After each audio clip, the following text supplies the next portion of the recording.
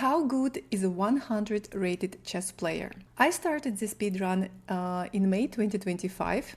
I'm going to show you my very first game. When I started, my rating was only 100 and I played against my opponent whose rating was also only 100. And in this video I'm going to show you how it went and what happened. By the way, this speedrun is still ongoing, so stay tuned for more games. And let's take a look at my very first game. So, I played my first game with black pieces, f4. Okay, why not? f4, c5, e3, knight goes to c6, knight goes to f3, knight c6, knight f6, knight c3. All is well. White is developing pieces, I am developing pieces. So at the moment I like how my opponent is playing because he's developing pieces, and this is what we need to do in the beginning of the game. e6. Bishop d3, and this is probably the moment when I have my first comment. I think that that move, this bishop d3 move, is not the best move. Why? Because when you put, well, first of all, there are a couple of reasons for that. When you put your bishop in front of your pawn, that means that you will not be able to push your pawn. And at some point, I'm sure that you want to move your pawn to d3 or even to d4 to fight for some center, right? But with your bishop on d3, it's not possible to do that. So white will need to spend one more tempo to move this bishop away and then to push this pawn. The second reason why I don't like this move is because, as we know, we need to develop all our minor pieces in the beginning of the game. White developed already 3 minor pieces, and in most cases this is enough. At least we need to develop, in most cases, 3 pieces, and only later we can develop our last minor piece. We can wait for the better moment to do that. And why I don't like this bishop d3? Because again, we cannot push this pawn, and that means that we cannot develop our bishop. We can develop our bishop by playing b3 and then bishop to b2, for example, but I would prefer to have a couple of options in order to develop that bishop from c1. Okay, well, in general, this is not a blunder, this is not a big mistake, this is a kind of inaccuracy, I would say. So I continued with d5. And now white plays queen to e2. And this is a real mistake already. This is a blunder. Why? Because by playing queen to e2, white blocks this bishop on d3, and now this bishop doesn't have many squares to go. And when I played c4, we see that this bishop is now trapped. It is restricted by his own pawn and his own queen, and there are no safe squares for this bishop. So the only way is to sacrifice, at least to sacrifice this bishop for a couple of pawns. So queen e2 was a bad move, was a really bad move. It was a blunder, because after this move, white lost his minor piece. Instead, what to do instead, right? Instead, it was possible just to castle, for example. Castle is a normal move here. Yes, I still can play c4 at in this position, but white can move back to e2. Probably black has a little advantage, but it's not that bad for white at all, because later white will play d3 or even b3, and white will be able to fix the problems, right? So queen e2 is a blunder, c4, and white plays b3.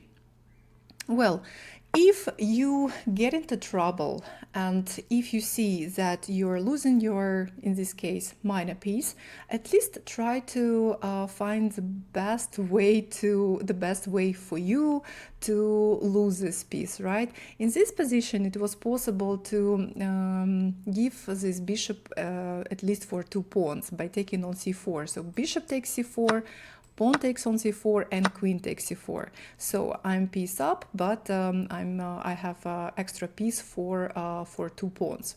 It is not great for white, but at least it is something than nothing, right?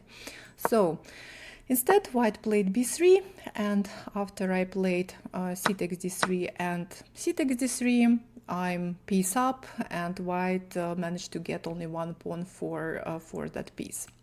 The game continued. So I'm playing bishop to d6, I'm developing pieces. White plays g3. All right, I castle, and rook to g1. Well, rook to g1, it's not a blunder, it's not a big mistake, it's just, you know, especially when you just play g3, and then you play rook to g1, then what for to play g3? Maybe instead it was better to play rook g1 immediately and then g4, trying to attack my king on the king side, right? But white played g3 and now playing rook to g1, and if white plays g4 later, it will be possible, it is possible, it's not that bad, but it's a waste of time, waste of tempo, and we know that tempi very important in chess. So I continue with e5. e5, f takes e5, knight takes on e5, and rook f1. Another waste of time. And here I have a very strong move. I go bishop to g4, attacking the knight. Knight cannot move, knight cannot take my knight on e5, because now this knight is pinned, and if knight moves, his queen on e2 will be hanging. This is already a critical, serious problem for white.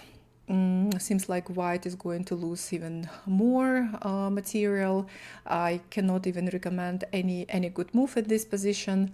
Well, because really there is not much to do here.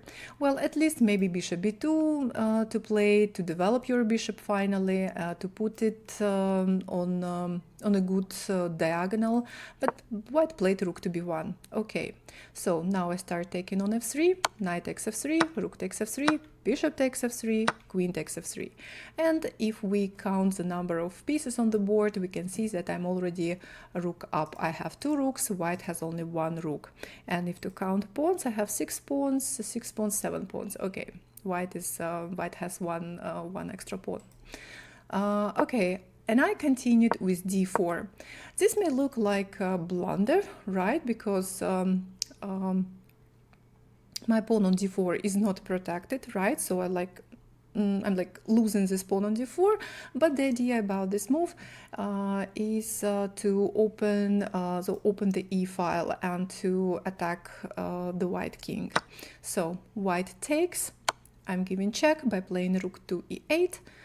King goes to d1, queen goes to e7, protecting pawn on b7, and also threatening to give check on e1. It's just check, it's not checkmate yet. But it's always good to create some threats, right? Knight goes to b5, and as far as I remember, at this moment, I decided to create a kind of trap for my opponent. Well, my bishop is quite good. I don't want to exchange my bishop, but I thought that maybe my opponent will not notice my threat, and I played rook to c8. If it is black to play, how would you play? Okay, you can think about it, and you can find the best move for black in this position, but right now it is white to play.